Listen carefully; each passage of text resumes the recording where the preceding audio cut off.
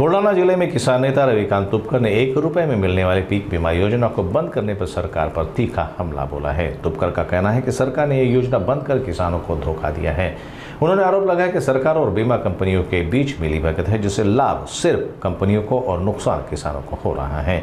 रविकांत तुपकर ने मांग की है कि सरकार को योजना फिर से लागू करनी चाहिए ताकि किसानों को सुरक्षा कवच मिल सके। 1 रुपयातली पीक विमा योजना ही निवडणुका डोळ्यासमोर ठेवून केलेली विमा योजना होती। आता मात्र सरकारने निवडणुका संपल्यामुळे ही योजना बंद केली आणि आता शेतकऱ्यांना पैसे भरावे लागणार। पहिले 4 ट्रिगर त्याच्यामध्ये होते, आता एकच ट्रिगर ठेवलाय। पहिल्या ट्रिगरमध्ये असं होतं, स्थानिक नैसर्गिक आपत्ती, हंगामातील प्रतिकूल परिस्थिती, पेरणी न होणे आणि काढणी पश्चात नुकसान या 4 ट्रिगरला विमा मिळायचा। आता केवळ कापणीच्या वेळी प्रत्यक्ष उत्पादनाच्या तपासणीनुसार पीक विमा योजना देण्यात येणार आहे। त्यामुळे कमीत कमी शेतकऱ्यांना पीक विमा आता यावेळी मिळणार अशी परिस्थिती आहे। या विमा कंपन्यांचं सरकारचं साटलोट आहे, यांच्यामध्ये मोठ्या प्रमाणामध्ये स्कॅम आहे। लाखो कोटींचा, हजारो कोटींचा भ्रष्टाचार याच्यामध्ये या विमा कंपन्यांकडून झालेला आहे। आणि आमचं असं म्हणणं आहे की 2014 पासून आतापर्यंत या विमा कंपन्यांचा टेस्ट ऑडिट करा आणि दूध का दूध पाणी का पाणी करा। लाडक्या बहिणी योजनेचं पण असंच करणं। महानगरपालिकेच्या निवडणुका आणि स्थानिक स्वराज्य संस्थांच्या निवडणुका झाल्या की ही लाडकी बहीण योजना बंद करणार किंवा त्याच्यात काहीतरी अटी शर्ती टाकतील की लोकांना ते मिळणारच नाही।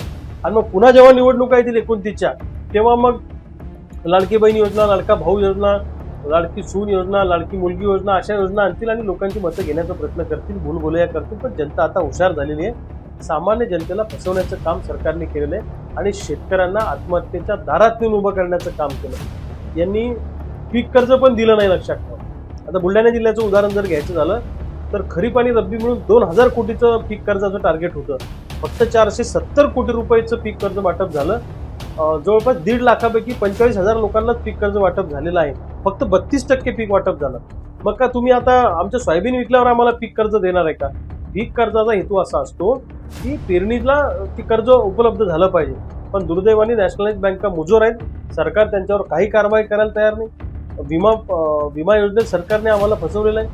आता हुमणी अळी जी आहे, या हुमणी अळीनं शेतकऱ्यांचं सोयाबीन पीक उद्ध्वस्त केलेलं आहे। त्याचे तातडीनं पंचनामे करून नुकसान भरपाई दिली पाहिजे अशी आमची मागणी आहे। सीड्स कंपन्यांनी पण यावर्षी मोठ्या प्रमाणात शेतकऱ्यांना फसवलंय। बोगस बियाणं दिलं, ते उगलं नाही, दुबार पेरणीची वेळ आली। त्या सीड्स कंपन्यांवर कारवाई सरकार का करत नाही? त्यांना ब्लॅकलिस्टेड केलं पाहिजे, त्यांचे पूर्ण लायसन रद्द केले पाहिजे, त्यांच्यावर कठोर कारवाई केली पाहिजे अशी आमची मागणी आहे। येणाऱ्या काळामध्ये भविष्यामध्ये शेतकऱ्यांची संपूर्ण कर्जमुक्ती झाली पाहिजे। पीक विमा योजना पूर्वीची चालू करा। त्याचबरोबरीनं सोयाबीन कापसाला चांगला भाव मिळाला पाहिजे, आयात निर्यातीच्या धोरणात बदल केला पाहिजे आणि नुकसान जे आमचं शेतकऱ्यांचं झालं त्याची नुकसान भरपाई मिळाली पाहिजे। या अनेक मुद्द्यांना घेऊन येणाऱ्या काळामध्ये प्रचंड मोठं आंदोलन उभं राहील। या आंदोलनाला कदाचित कुणाचं नेतृत्व राहणार नाही। 1977 साली आणीबाणीच्या काळात जसं स्वयंस्फूर्त नागरिकांचं आंदोलन उभं राहिलं, तसं शेतकऱ्यांचं स्वयंस्फूर्त आंदोलन येणाऱ्या काळामध्ये उभं राहील।